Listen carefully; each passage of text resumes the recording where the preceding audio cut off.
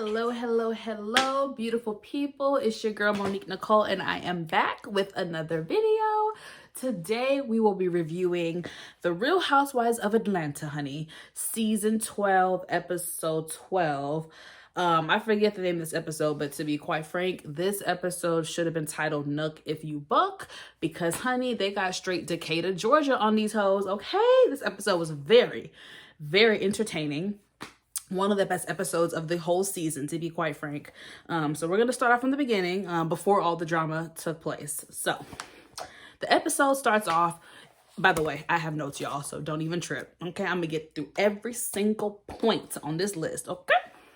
So the episode starts off, Dennis surprises Portia in Canada. He pops up. He decides to get down, not on one knee, but two knees and propose for a second time. Now he said, correct me if I'm wrong, he said on a previous episode that he's going to give her an upgrade. But it looked like the same ring in my opinion, so I wasn't quite sure. But y'all let me know if I'm bugging or if it was indeed a new ring. But it was, nonetheless, it was a nice size ring. So I guess they're re-engaged or whatever, honey. Good for them. My thoughts on the whole Dennis and Portia thing, I feel as though she forgave him too quickly. I feel like something as serious as you cheating on me while I'm pregnant is just such a severe thing. It's such a serious thing that I feel like 2 months of punishment is just not enough. I don't feel like he deserves her forgiveness just yet. So I'm not upset that she forgave him. I'm just upset in the time in which she forgave him. That's my thoughts on it. So the girls are on the bus heading back to the hotel, and the girls decide to ask Portia, like, hey girl, we're happy for you, woo woo, but what's the tea? Like, is the blogs true? Because the blogs were saying crazy stuff. The blogs were saying, like, not only did he cheat, he was messing with animals. And I'm just like, that is such a outlandish accusation to make. I just wonder where that stems from. It's just so left field. It's just weird. Like, it's not like a common thing. So I don't know where that came from. But Portia tells them that no, it's not all real. And, she defends her man, and she lets it be known that she is ready to work on fixing their relationship and fixing their family, because she feels like he has made a big effort in trying to apologize and make things better. In my opinion, I don't think he has, but that's up to her. She forgave him. They're together, y'all. They're back together to this day. So I don't think they're going to last long term, but, whatever.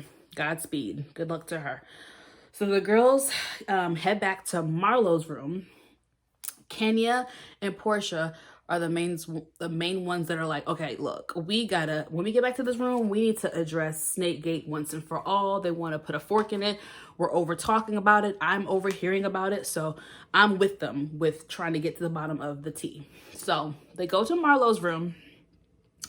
And before Tanya, oh my gosh, before Giovanna comes in, Kenya and Portia are like, okay, we need to figure out a plan to where we kind of just abruptly tell Giovanna, like, look, we know you're the snake. We know the real truth. We know you're the snake, basically corner her and, see how she reacts, because everybody knows it's her. Like, all this extra hype, it's her, but whatever. So Giovanna comes in with her little Calvin Klein shorts with her dime piece tattoo. And she's like, oh, I thought we were gonna have pajama night. And they're like, girl, no, we're not. She just looks so out of place in that group. It's anyway. So Portia's like, look, we're just cut the bullshit. We know the truth. We know that you're the snake and you have the recording. And Marlo's like, girl, they're lying. I'm like, damn, Marlo. Even Portia was like, damn, like, girl, you effing up the whole thing. So what happened there? Okay, so Nene comes in with her titty out. Now that shit was hilarious. Some people were being haters about it. I thought it was funny. She was the comedic relief and she didn't even realize it, but her titty was out. Look, Nene is not no spring chicken, and them things were sitting. So whoever her surgeon is, I may want to visit them in a couple years. Oh, but anyway, she walks in with her titty out, and they are in the midst of talking about Snakegate. So basically they're bringing it up in front of Nene, and you know, Yovanna is just deflecting so much. She ends up calling them all fake, and I'm like, girl, how are they fake? I don't understand how they're fake. And Kenya had to check her. She's like, look, we have all known each other for years. We've had falling outs. We have issues. Yes, we do. And we will address them when the time is right. We will address them at a later date. But we're talking about you and possibly being the snake. So why are you trying to deflect? It was just a whole hot mess. So then the girls turn to Nene and be like, look, girl, is there a recording? Yes or no? Like, come on, you're the one that brought this up. And Nene's like, well, it's not a recording. It's actually audio. And everybody's like, bitch, what? Like, what's the difference? Like, Nene is the queen of semantics. If y'all have not noticed, she really is. And she's the queen of deflecting, and she's the queen of semantics. So now we're in a debate of the definition between audio and a recording. It's just like, bullshit, bullshit, bullshit, bullshit. Now she's trying to say that it wasn't a recording, but it was an audio. So I guess it was like audio footage of Cynthia talking mess about Nene, and somehow that got back to her. It's just, at this point, everybody's getting aggravated, including myself as a viewer. So randomly out of nowhere, in the midst of them talking about audio versus recording, Marlo decides to just go in on Cynthia out of nowhere. First of all, Marlo is drunk. If y'all have not noticed, I think Marlo has a drinking problem. Whenever she drinks, she gets very aggressive, and she gets very aggressive, and she's ready to fight. And I've seen that trend over the last couple seasons. So y'all pay attention, because I've noticed that. But anyway, she goes in on Cynthia, and Cynthia returns the favor. Okay, I'm all here. I am here for Cynthia standing up for herself. People always want to say she's weak and all this stuff. I'm glad Cynthia handled herself, cussed Marlo's ass out, and let her have it, okay? Because Marlo don't know how to read. If y'all haven't noticed, she really does not know how to read. All she does is like do low blows and jabs, but whatever. Moving on. They asked Nene, who is the snake, and Nene's like, I'm not a snitch. She's like, what I will say is this. Like, she was like, look, the person who knows the information, the person who said whatever, just please stand up. So that lets us know they were in the room. Like, from that moment, we're like, oh shit, like the person's in the room. And when she said that, I was like, it's Yovanna. Like, to me, there was no ifs, ands, buts, maybes. I knew in that moment it was Yovanna.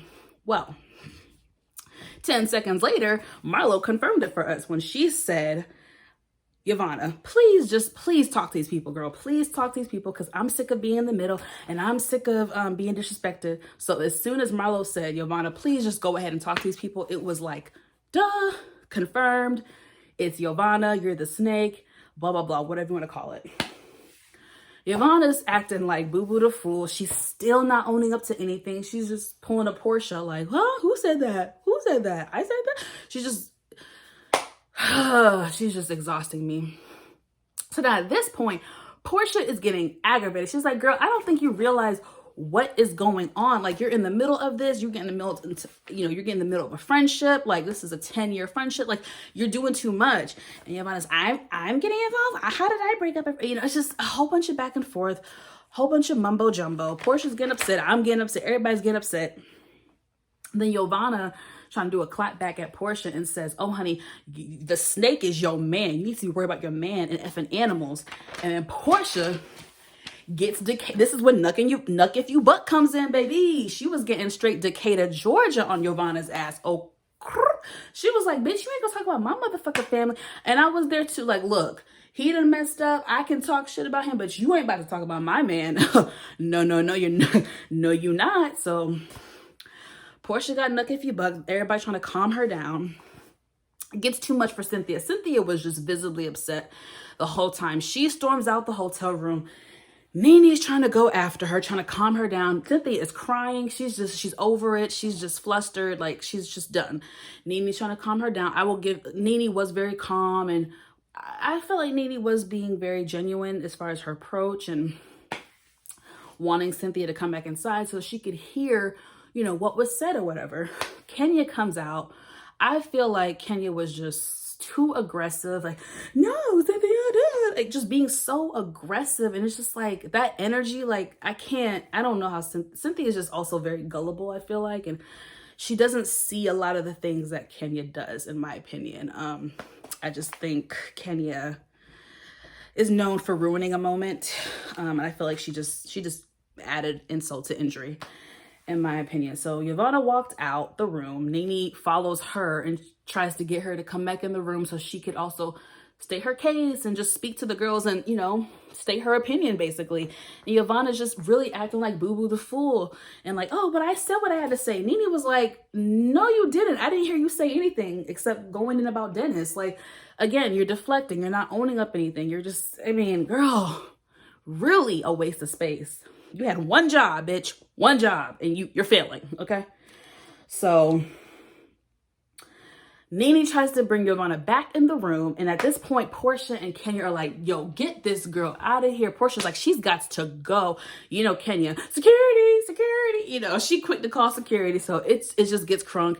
And then as Giovanna's leaving, this girl is like, yeah, worry about your man effing animals. I'm like, look, Portia, you're going to have to end up with this because for the rest of your life, if you stay with him, girl, for the rest of your life, you're going to have to deal with people coming to you saying, your man effed animals, girl, like, ooh, whew. Anyway, so they back in the room.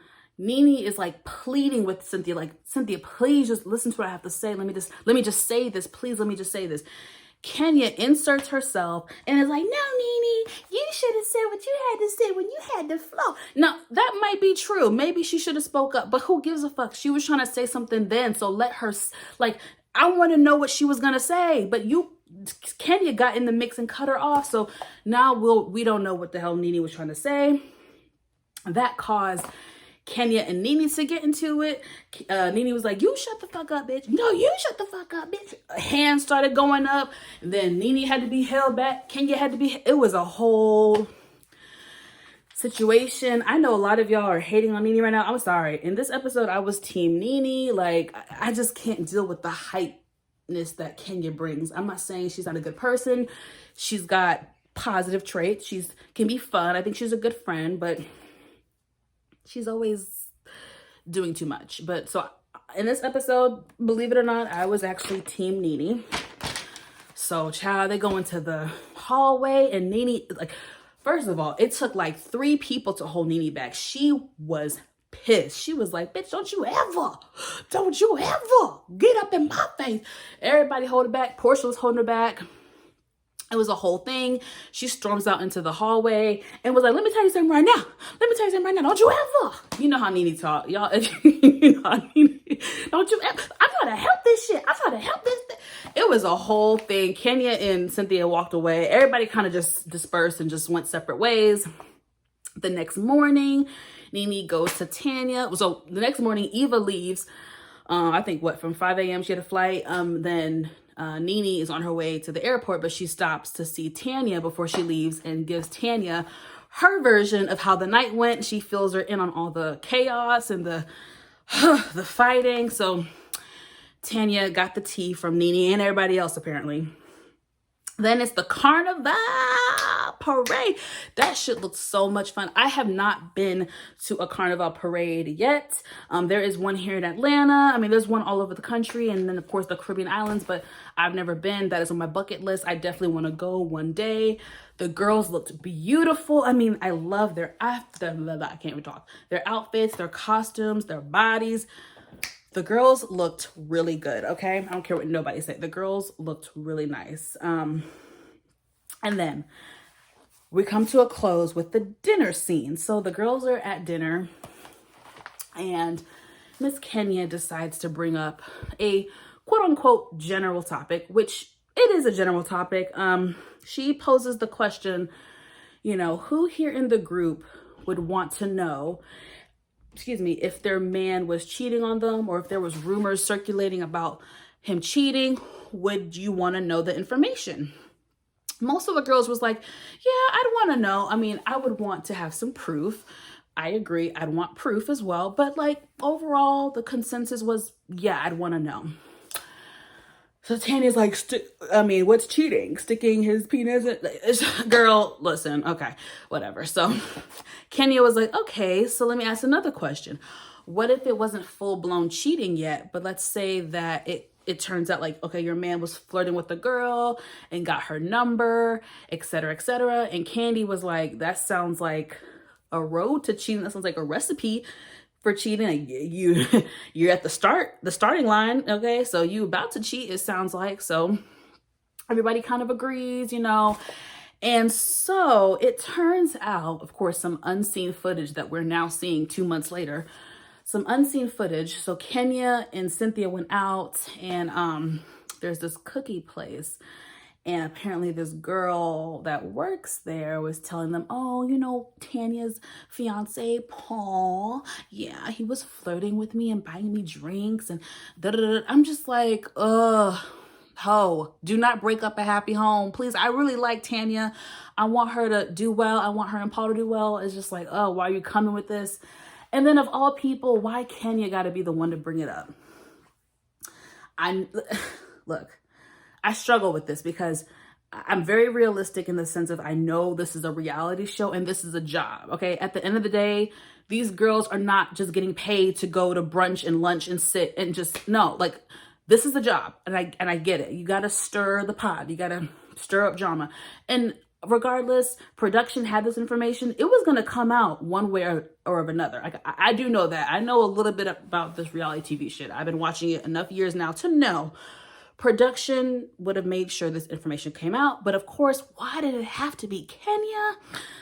So it looks like we will find out more about this Tanya and Paul situation next episode. I hope you guys enjoyed my video. Like I said, this was definitely one of the best episodes of the season. I hope they keep this up. But yeah, tune in next week when I do my review for episode 13. Thanks for watching, and I will see you guys on the next video. Bye.